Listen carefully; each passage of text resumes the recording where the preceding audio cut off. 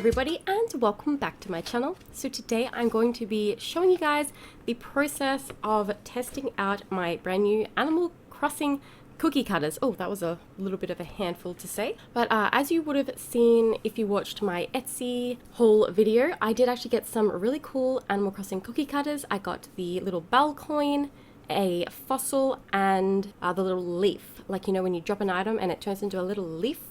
That thing. That cute little leafy leaf. So anyway, I will link the cookie cutters down below if you guys are interested in going ahead and having a look at them as well. And the best part about it is that it actually comes with a recipe for you to actually be able to make the cookies. So this is a no spread sugar cookie recipe, and the recipe card is pretty easy to follow if you have patience, which I do not. So the recipe says that the prep time will take 15 minutes, the cook time will take 12 minutes, and then the total time is 27 minutes. So for me, this was actually more like an hour, but I mean, I don't make cookies. I make cupcakes, I make cake, I don't make cookies. So I'm not very good at that. So this is by no means a tutorial on how to make cookie dough.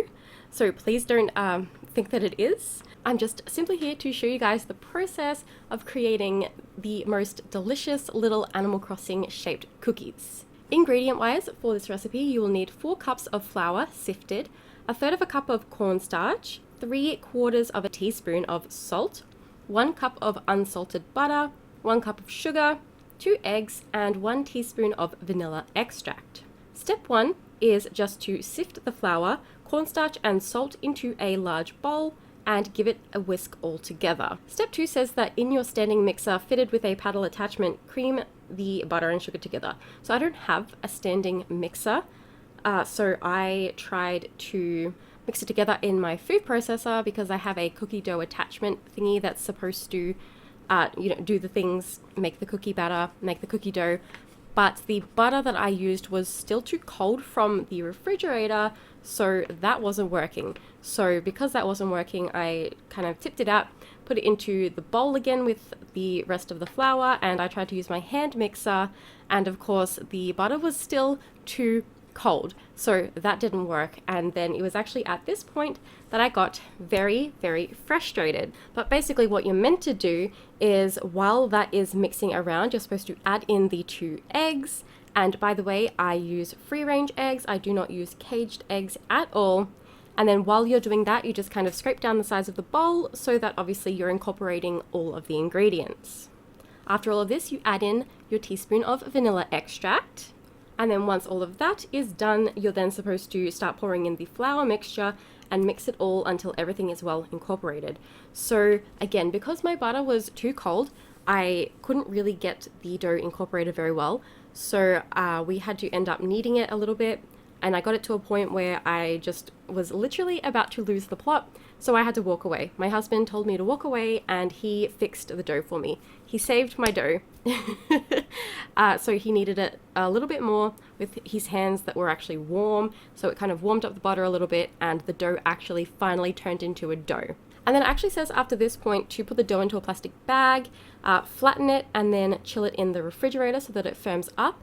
However, if we were to do that, we wouldn't, we just spent all of this time making the butter warm up. So we kind of just skipped that step and just went straight on into rolling it out on the bench. So instead of putting flour on the bench and flour on the rolling pin, what we did was we put a piece of baking paper onto the bench, put the dough on that, and then put another piece of baking paper on top of that, and then we rolled it out on the bench like that. And then comes the fun part, time to use the cookie cutters. So I found that it was really quite easy to use these cookie cutters, and the little stems of the leaves did kind of come unattached a little bit when I was making some of the cookies, but they stuck, they stayed, and we didn't lose any stems, so that was really good.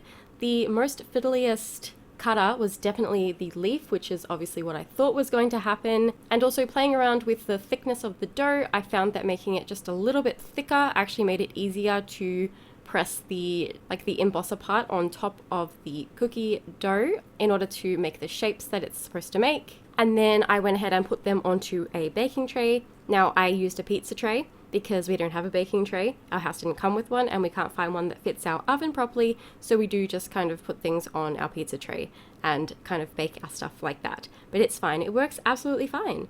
And then after this, I went ahead and put the cookies into the oven at 190 degrees Celsius, and I only cooked those for 11 minutes. It does say 12, but also I realized that my oven is fan forced and you can't turn the fan forced off, so I should have actually probably only done about 8 or 9 minutes. But I also didn't use all of the dough. I only made 1 tray worth of cookies, so the remainder of the cookie dough I have in the fridge so that I can make some more cookies at a later date. So obviously that means that I can try again. So that is all good. Now, what I've learned from this experiment with trying to make some Animal Crossing cookies is that I don't like making cookies. I think I should just stick to my cupcakes because that's what I'm good at, and that is just, yeah, I don't know where I was going with that. So anyway, guys, I actually have the cookies here to show you. Oh my gosh, please do not fall. Ah! It fell, but it didn't break. Oh, thank goodness it didn't break.